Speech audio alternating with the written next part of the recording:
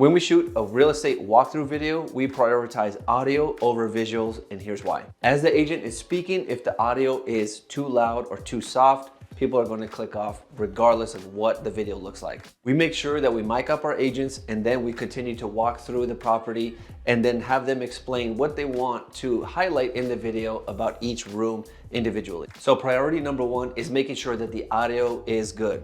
The next thing that we do is this. We shoot with a gimbal because once the agent is done speaking, they then exit the room, and then we continue shooting all the footage that's gonna go on top of them speaking and highlighting all of the different aspects of the room that they were just talking about. We'll continue the same process throughout the entire house, making sure that we highlight all the things that make that property different from all the others. So if you want more content for your social media and for that property, we can do walkthrough videos for you. All you have to do is contact us, and then we'll get in touch and start shooting your videos. And if you have any creative ideas that you want to implement into your videos, we're definitely open-minded and willing to do whatever you want to try.